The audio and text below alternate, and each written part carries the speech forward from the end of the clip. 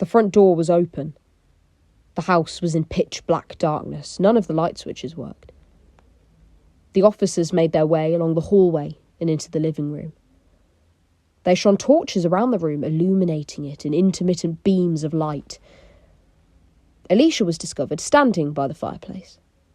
Her white dress glowed ghost-like in the torchlight. Alicia seemed oblivious to the presence of the police. She was immobilised, frozen, a statue carved from ice with a strange, frightened look on her face, as if confronting some unseen terror. A gun was on the floor. Next to it, in the shadows, Gabriel was seated, motionless, bound to a chair with wire wrapped around his ankles and wrists. At first, the officers thought he was alive. His head lolled slightly to one side as if he were unconscious. Then, a beam of light revealed Gabriel had been shot several times in the face. His handsome features were gone forever, leaving a charred, blackened, bloody mess. The wall behind him was sprayed with fragments of skull, brains, hair, and blood. Blood was everywhere, splashed on the walls, running in dark rivulets along the floor, along the grain of the wooden floorboards. The officers assumed it was Gabriel's blood, but there was too much of it. And then something glinted in the torchlight. A knife was on the floor by Alicia's feet. Another beam of light revealed the blood spattered on Alicia's white dress. An officer grabbed her arms and held them up to the light. There were deep cuts across the veins in her wrists. Fresh cuts, bleeding hard. Alicia fought off the attempts to save her life. It took 3 officers to restrain her. She was taken to the Royal Free Hospital, only a few minutes away. She collapsed and lost consciousness on the way there. She had lost a lot of blood, but she survived. The following day, she lay in bed in a private room at the hospital. The police questioned her in the presence of her lawyer. Alicia remained silent throughout the interview.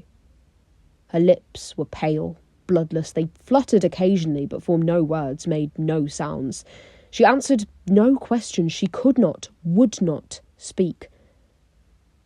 Nor did she speak when charged with Gabriel's murder.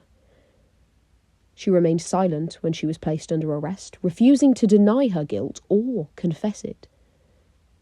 Alicia never spoke again.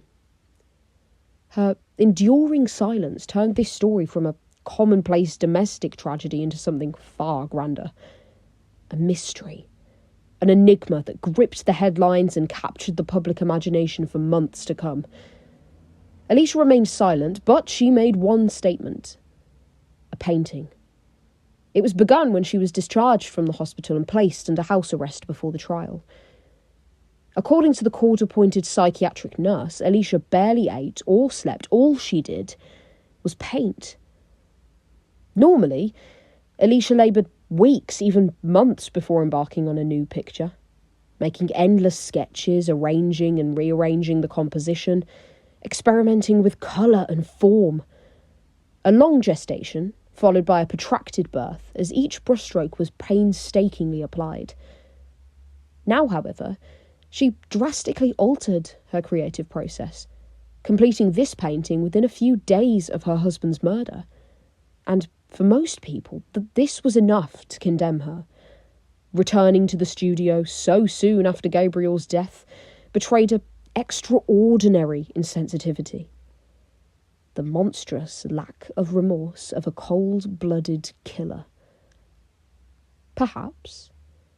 But let us not forget that while Alicia Berenson may be a murderer, she was also an artist. It makes perfect sense, to me at least, that she should pick up her brushes and paints and express her complicated emotions on canvas.